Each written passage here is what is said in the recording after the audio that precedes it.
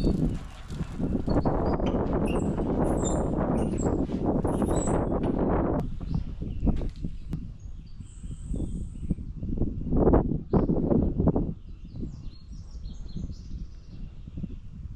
there, welcome back to Farmcraft. I'm John, and I feel like a mad scientist today. I'm trying to do air arc gouging with minimal expense. And I got this guy, sight unseen, off of Facebook Marketplace. The guy who sold it to me seemed like a pretty straight shooter. Hopefully it works. I haven't even tested it. We'll get into this later, but air arc gouging uses compressed air and an arc from a carbon rod to melt steel, and then the air blasts it away. And basically you can remove a weld. Generally it's used to deconstruct things once they've been welded together. It's like the welder's superpower because, once you have any significant amount of weld and steel on parts and you try to take them apart, you're gonna be at it for hours with a grinder. Some plasma cutters can gouge as well, so plasma cutters can do it, but they're quite expensive. It's just an ability I'd really like to be able to add to my shop, and I haven't been able to do it. Hopefully this guy's gonna do it. Now, I saw this thing for sale on Facebook Marketplace, and I expected it to be about a third of the size that this thing is. This thing is ridiculously big. It's ridiculously heavy. Luckily, it's on wheels. It's actually portable. This is a nice setup, assuming it works. The tough thing about air arc gouging is it's hard on your power supply. You need something that can put out 220, 230 amps, no problem. If that's right at its capacity, it's going to be overheating and it can potentially damage things. If you look at the welders out there, all the ones that are reasonably priced, they are right around 200, 220 amps. And that's just not going to be able to gouge. That's going to end up damaging the welder. It's not going to last very long. So this guy on DC goes up to 250 amps. On AC, it goes up to 300 amps. So I'm expecting to be operating around 220. DC is what you need. You can gouge with AC, but DC works better. So this should be able to handle what I want to do. I can do DC negative, DC positive, or AC. Haven't even plugged it in yet. We're gonna see if this works. That's just the, 240 volt, 50 amp power. What could go wrong there? Maybe we'll tape that up.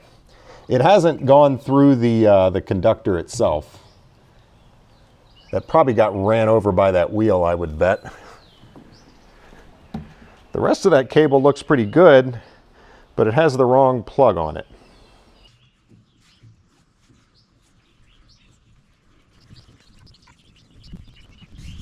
Good as new.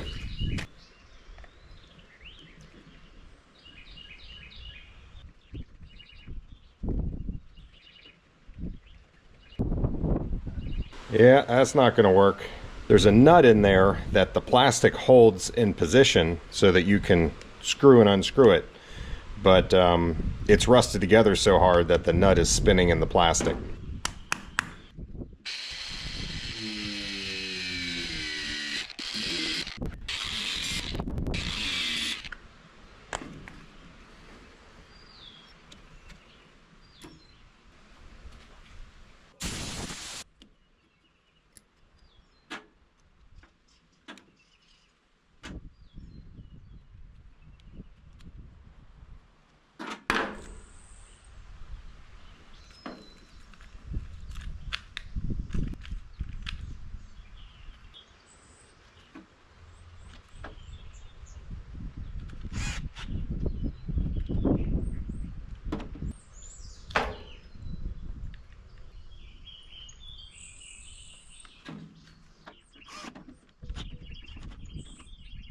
Right, that ground has a slit in it.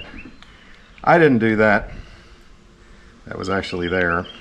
And it's running right beside this hot, so maybe some tape.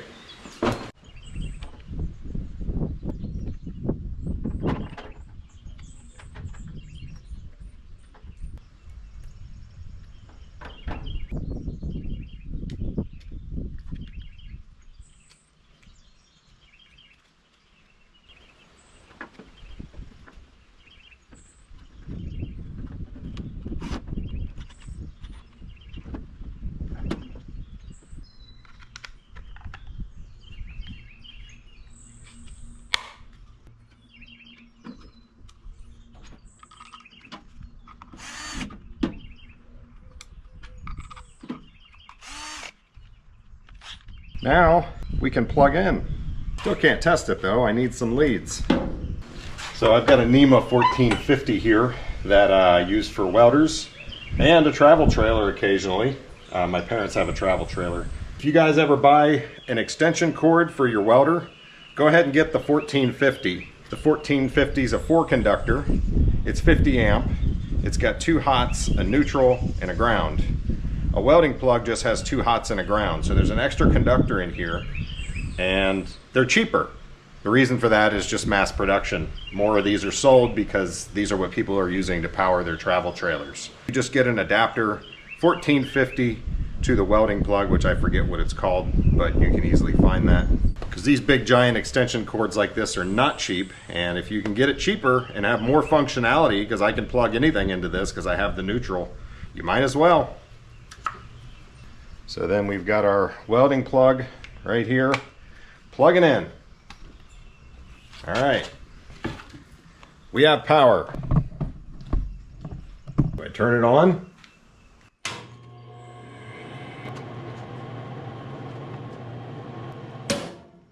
Well, at least the fan works. The better thing to do rather than touch that case is just make sure there's no short to ground here. In other words, that case, even though this is off, it's possible that the case is energized. So I've got an extension cord with the ground to a different circuit, and I'm just going to make sure I don't have any actual juice here. Yeah, that's millivolts, nothing. So DC on. There, 85 volts open. And that was with this one positive, so if I flip that, now it should be negative. Yep, negative 85. And now, let's see, if I flip to AC, I'm getting 80 volts. All right, it seems to work, at least so far.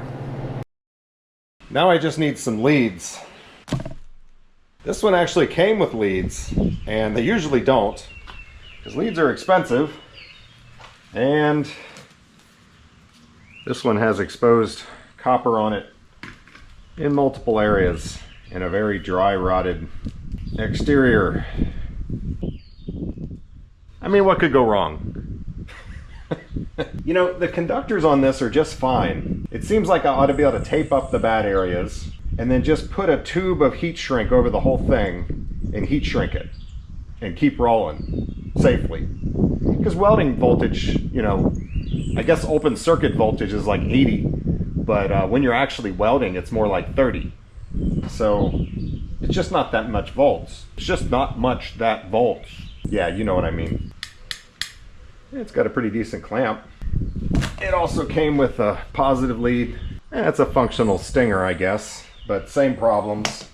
Multiple areas we've got copper showing, and it's also a lower gauge wire. For today I have these. These are nowhere near long enough for a machine this big. You want long leads so you're not moving the machine all the time. And like if you need to work on something that's up in the air, like maybe say on a giant excavator, your leads have to reach, or you have to pick that giant welder up with a machine on a pallet or something. So yeah, I'm gonna need to figure out my leads, but for today these will work. These are in good shape, they're big enough.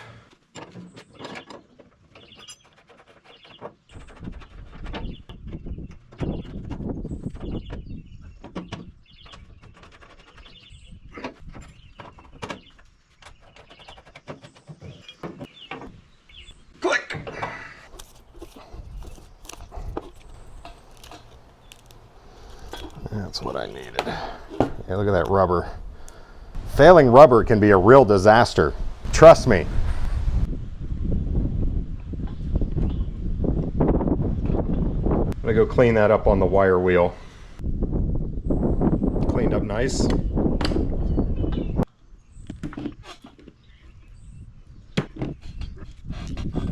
Wow, really? I don't know what I got these off. I did not do that. Really, I didn't. That's about the jankiest connection. I'm not saying I've never done anything like that, but you shouldn't do anything like that.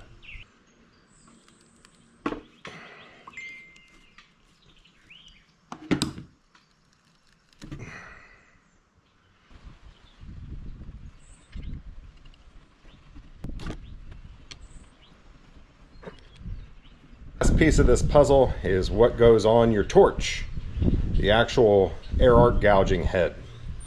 That's going to go here. Let's go ahead and remove this janky setup first. Never cut towards yourself.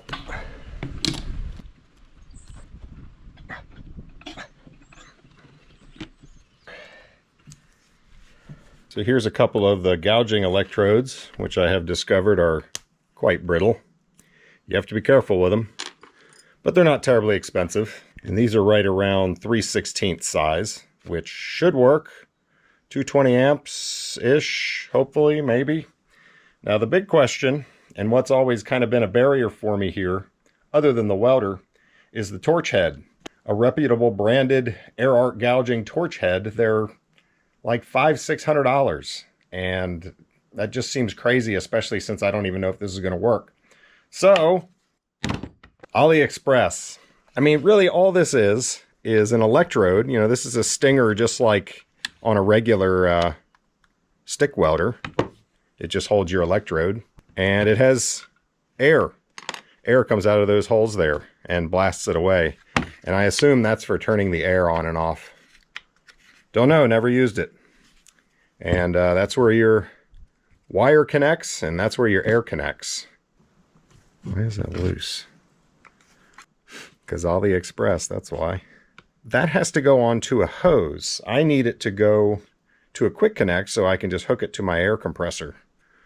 So let me see if I can figure that out. See, this is what my tools all plug into. And I've got plenty of these, but those go to a 1/4" pipe thread. So how do I get a 1/4" pipe thread to hook to that? I can't unscrew that. AliExpress.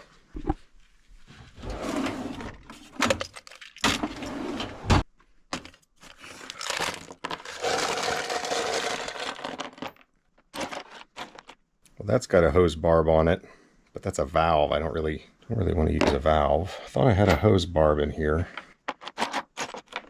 That's not the right type. Oh, there you go. Okay, so that goes to a pipe thread. There. Bingo.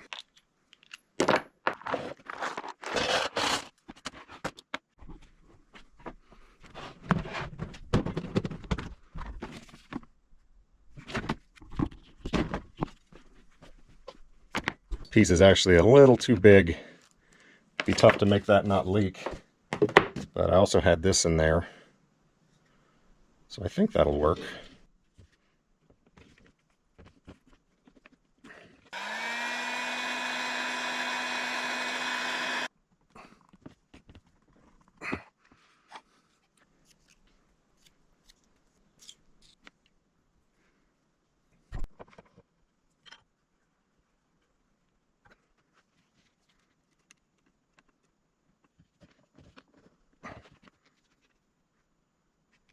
All right, now the question is, will that hold 100 psi? One way to find out is so far.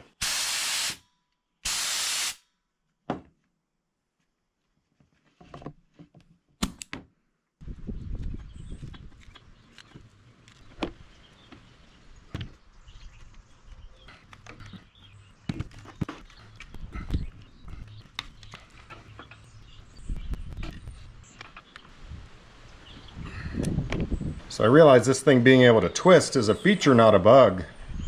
That's really going to help a lot, because that way you can orient your electrode how you want it without having to fight the cables. If I'm not mistaken, we're ready to test this thing. Just have to make sure I don't burn anything down. This sends molten metal flying everywhere, and apparently it's really loud. And I've never done this. I've never seen it done except on video. So, what can go wrong? So I'm going to set this thing to 220 amps. That's 225 on that line. So we just crank this guy. Oh wait, I'm looking at AC. So there's 225. So that's right around 220. And I've got my air on 100 psi. And what we're going to be working on I'm just practicing here. Piece of scrap. This is what I cut off of that skid steer bucket. That one, actually. And basically, I'm just going to try to erase this weld and turn it into molten metal, and we're going to blast it all that way where there's just nothing flammable for quite a distance.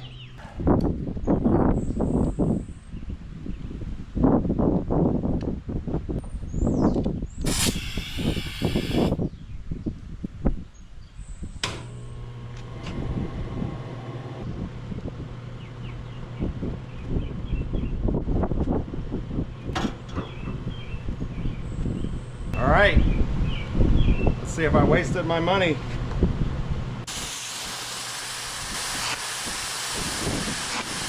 So I know you guys can't see very well. I set the camera up here because I wanted to see how far it was going to throw sparks. So I had some idea in the future on safety levels as far as fire control.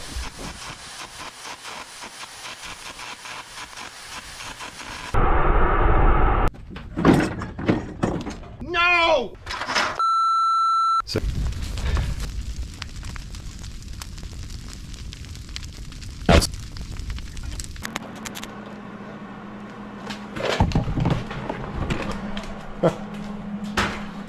well, there goes that hat.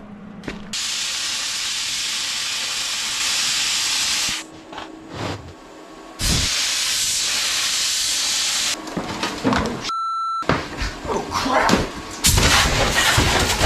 This isn't like a grinder where you're just shooting some sparks that can run into things. It's not a big deal.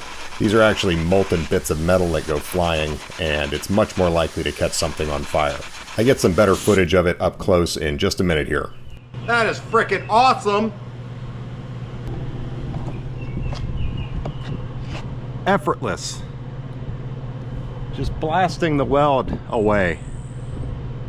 That's amazing.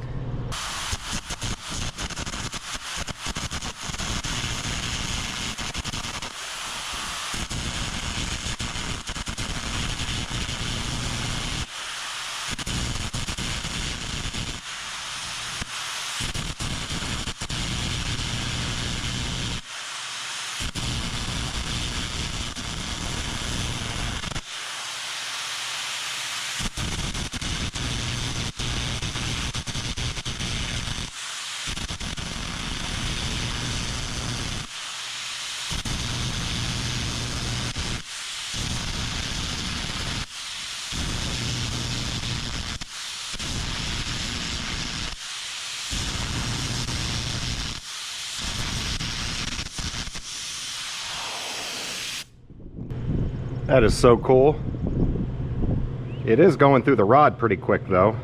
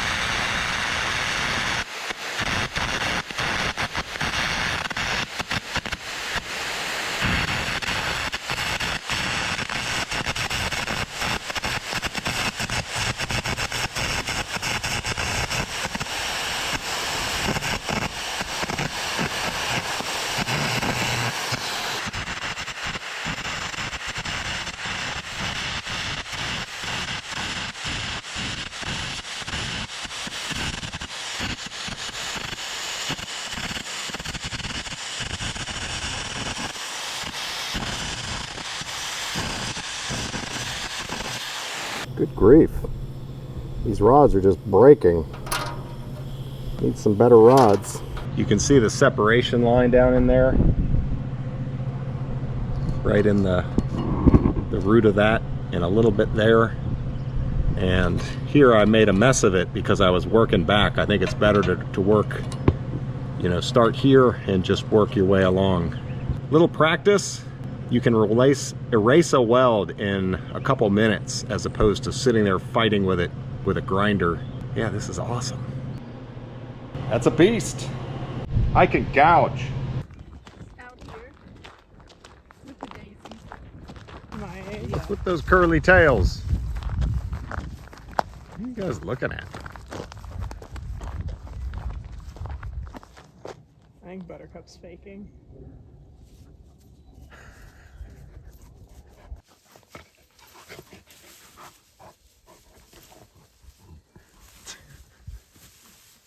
Wrestling move. Sometimes he'll grab her and tumble her with his arm. Oh my god! Oh, she's got the collar.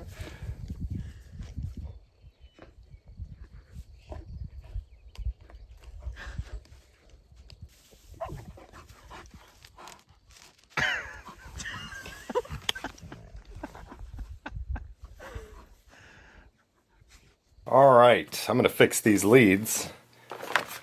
I got on, I believe this was Amazon, and you can buy long rolls of heat shrink. This is 1 inch. Goes over this just fine, and I just tested a piece over one of the brakes, which we'll do that one in just a second. I wanted to see if there was room to double layer it where it's broken, and yeah, it goes over there just fine. So all that dry rot, all that stuff will be covered, and where it's bad like that, put a little tape on first, one short piece of heat shrink, and then we'll go over the entire cable with heat shrink.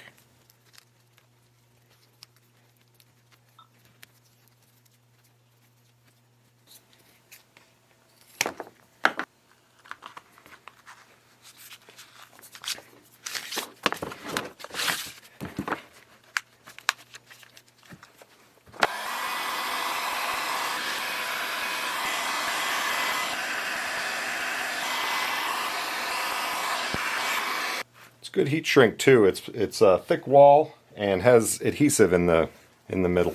So this is like 35 feet of 2/0 cable. The heat shrink I think was like, I don't know, 40 bucks or something. You're not buying this cable for $1 a foot, I can tell you that. Now what I've been wondering is how hard it's going to be to get 40 feet of this cable inside of this heat shrink tubing.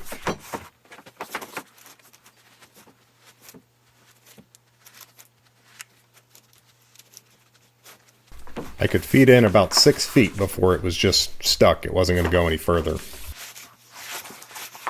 So I pulled that back out. Honestly, I never thought that was going to work. And now I'm just measuring up how much heat shrink I need to cover this entire cable.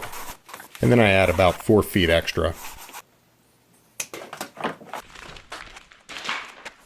So I've got this long fish tape. I'm going to fish this through, and then we'll pull the wire through with that.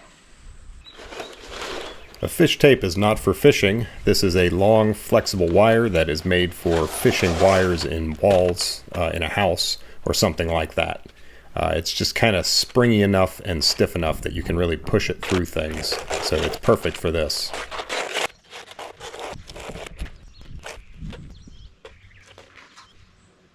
It was getting hung up, so I went to the far end and blew some compressed air through it. That definitely helped. So I fished a little more, and then a little more air.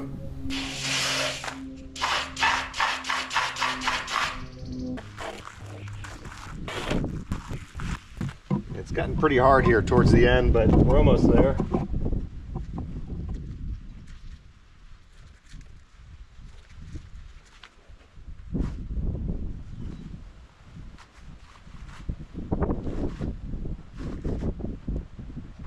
So obviously I could put some lubricant on this and make pulling it through easier, but I kind of don't want to do that.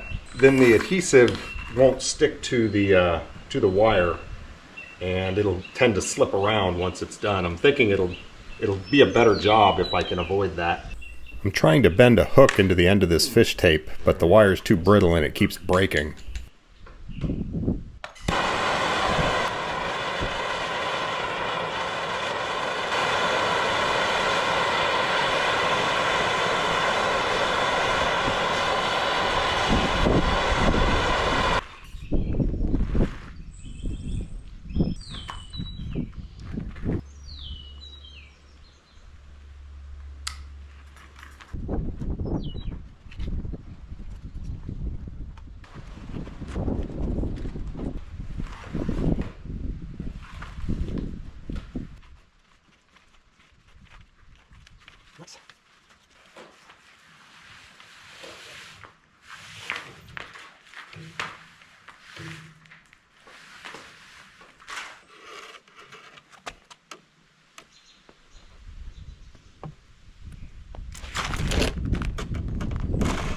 Yeah, I was worried about that. The heat shrink just tore where the vice grips had it. I think I'll do better to fix the fish tape wire and pull the heat shrink over it. I'm just going to clamp it to my boiler here. Hopefully I can just pull the heat shrink onto the wire. Yeah, that's working.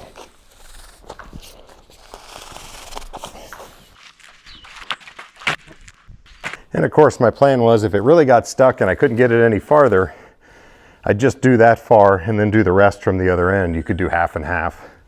It really doesn't matter. But if I can do it in one piece, might as well. Why do it the easy way when you can work twice as hard? Yeah, it got pretty hard right in the last few feet.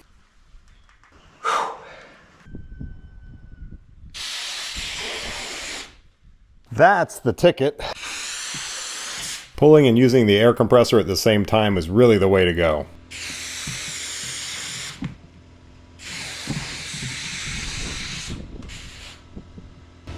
All right.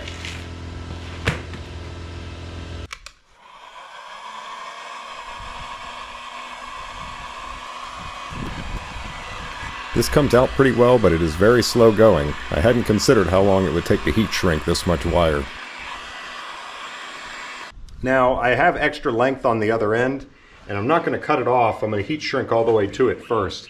Because this stuff, you know, it shrinks in every direction, so it will shorten a little bit as it goes. And I might need to pull more down. Let me put in an audiobook, and we're going to be heat shrinking for the next hour or so. Maybe the torch is the answer.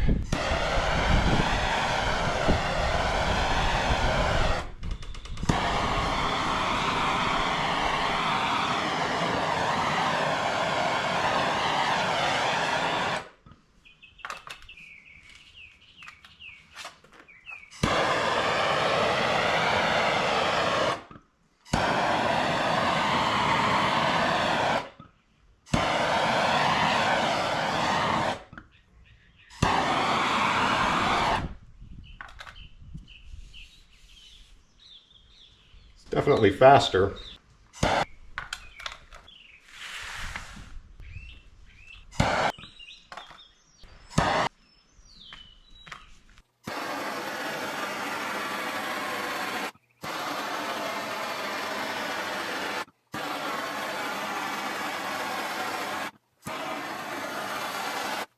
Oh, that's the end.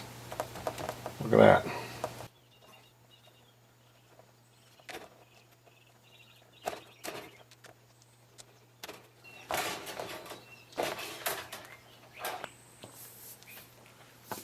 All right.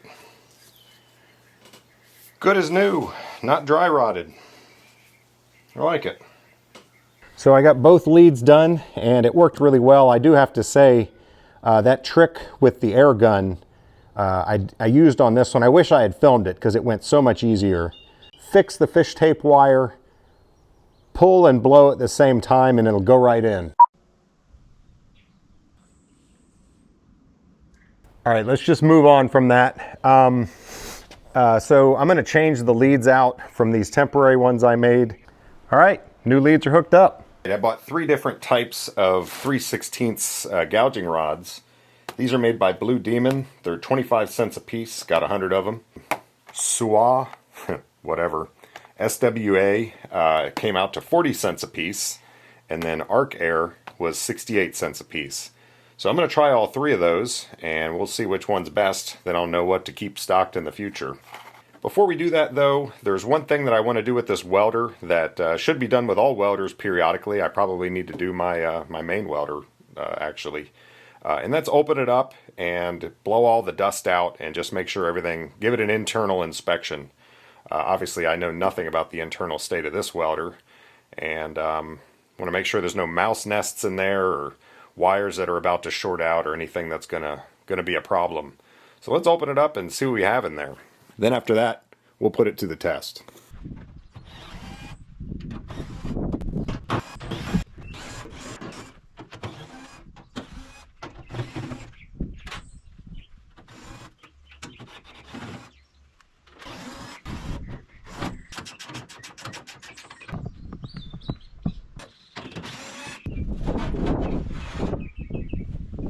Well, we definitely have some mouse nestage in there.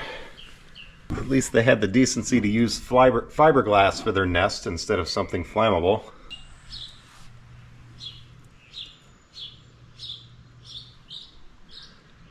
Maybe one day I'll paint this thing red the way it's supposed to be instead of this silly blue color.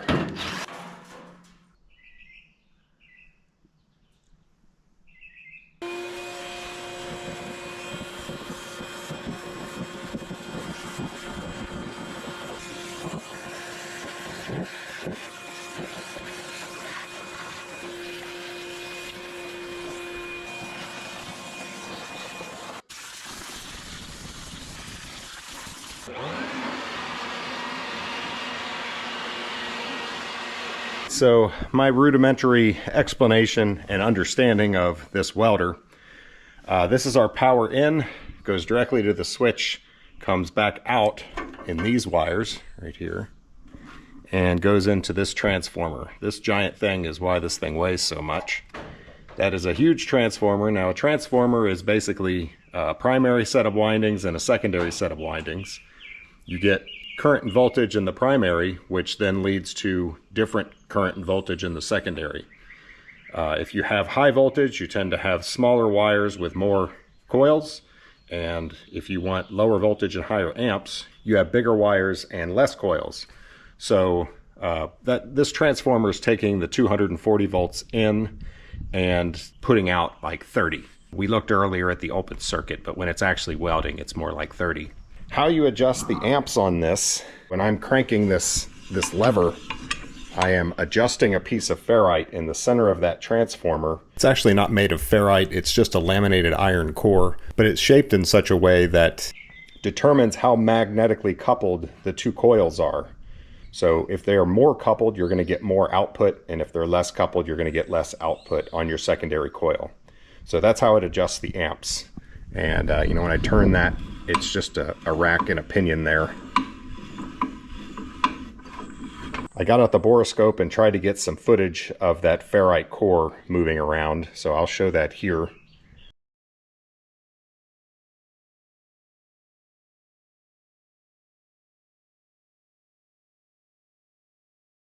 Now, this is another transformer, and I assume that's just to power things like the fan and the controls and whatnot that are in here.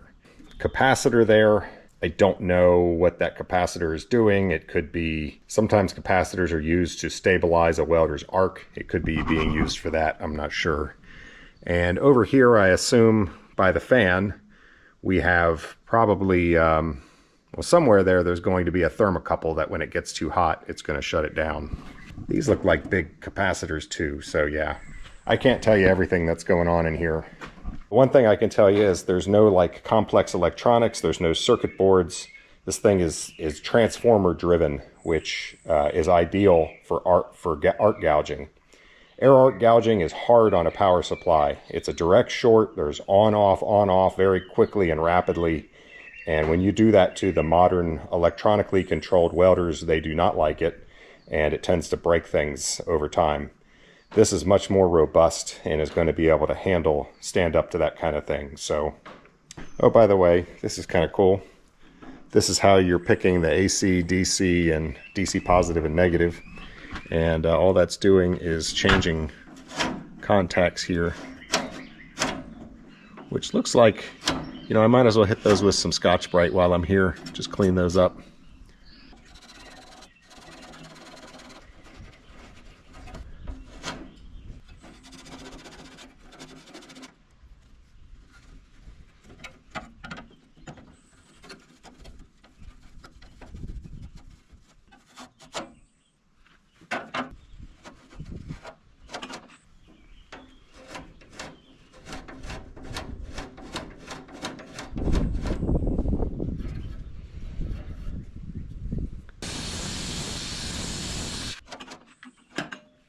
I'm happy. I've got it cleaned up, and I think we can close this thing up now.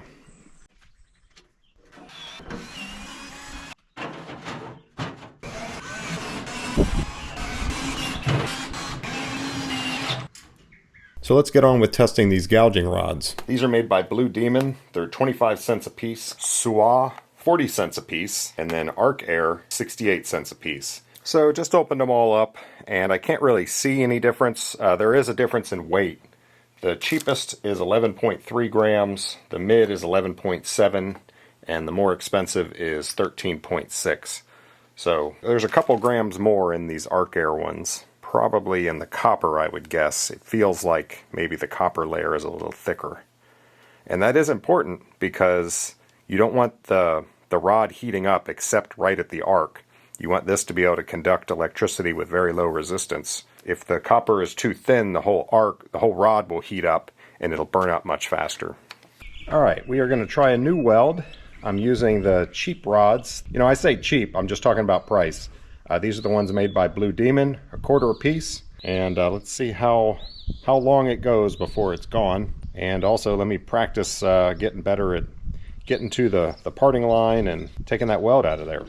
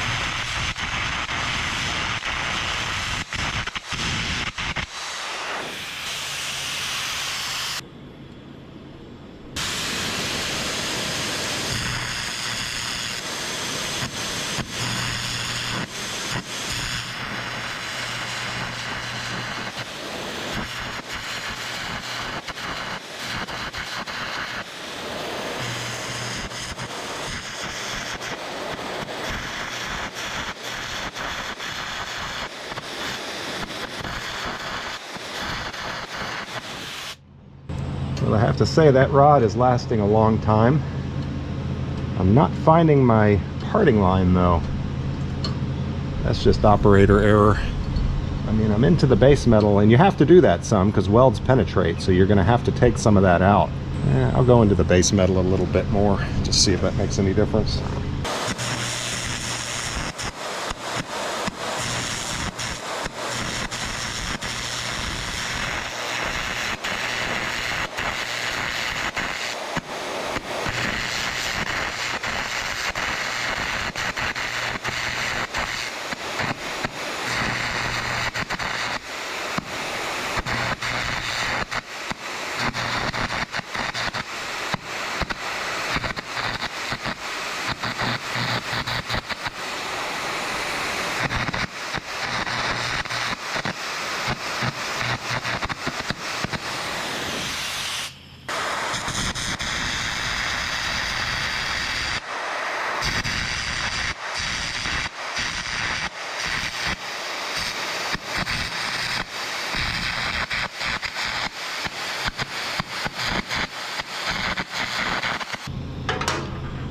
All right, well, you know, that Blue Demon rod, there's still a lot of it left, and it took all of that out. So I'm pretty impressed with that. So now I've turned it around, and I'm going to do this weld, and I'll do the next more expensive rod. All right, so these are the sewer rods. Sounds like sewer rod. The arc didn't want to start because of the rust. So I went around the other side where I was just gouging and got the tip hot. It's much easier to start the arc after that.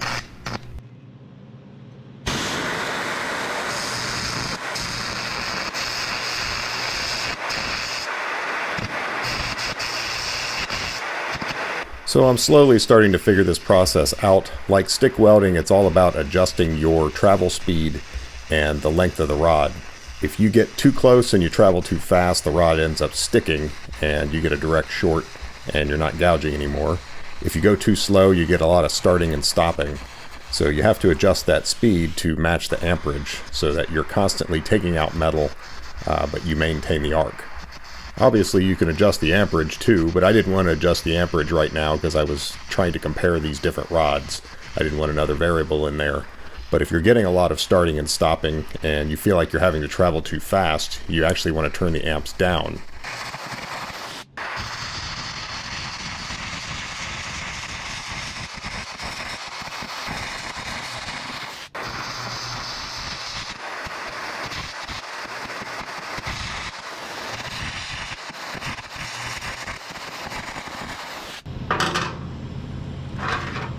To my untrained eye, does that make any sense? I don't know. To me, I did not notice any difference between those two rods. I think they took out about the same amount of weld, and they've got about the same amount left. So that would be a win for the Blue Demon. And I think I can actually see the parting line on that side. I wonder if I whack that with a hammer if it would come off.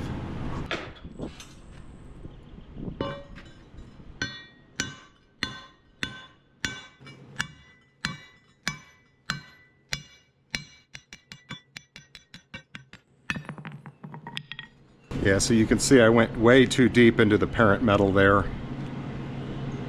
Well, not way too deep.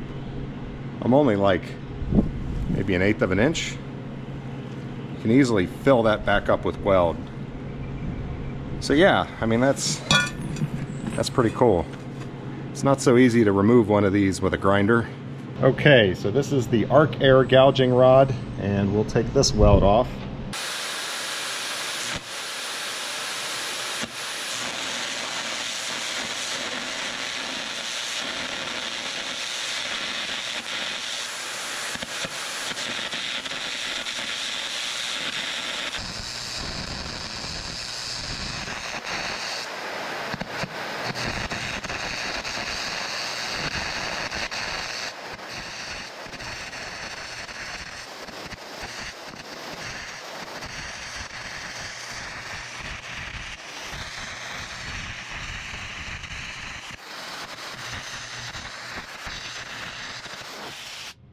So I felt like I could manage the arc a little better.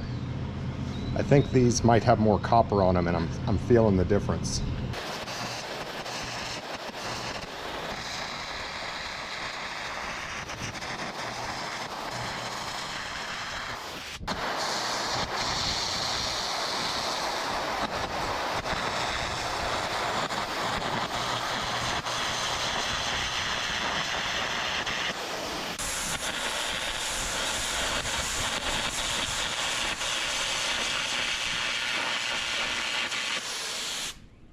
Got the parting line on that one. Yeah, I actually do think I notice a difference there, and you can actually see it. This is the more expensive rod, and you can see it did not get hot up here. I was grabbing it right there. It didn't get hot until the arc, but these were getting hot up all along the rod. So definitely a little more copper in those, which explains the increased weight, and they do work a little better.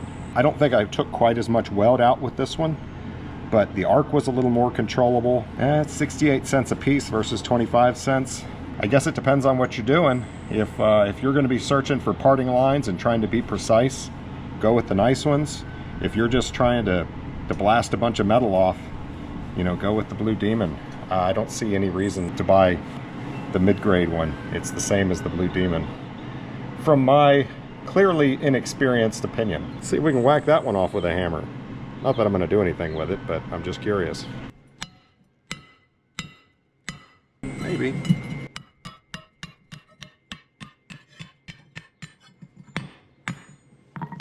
Yeah, I barely even got into the plate on that one. That's kind of cool. Well, there it is. The baby blue beast. I really ought to paint that thing red, huh? But man, if I had known that I could be arc gouging for $325, including leads, long leads, well, I guess I would have done that a long time ago. For those of you who haven't done a lot of fabrication, it might not seem like that big of a deal, but those of you who have know what I'm talking about.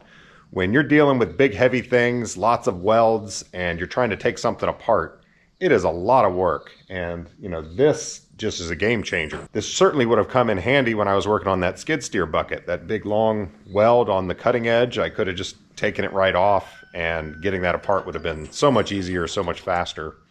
Would have helped me when I did the excavator bucket too. So I definitely have fabrication jobs that come up every now and then. And you know, the next one actually is sitting right over here.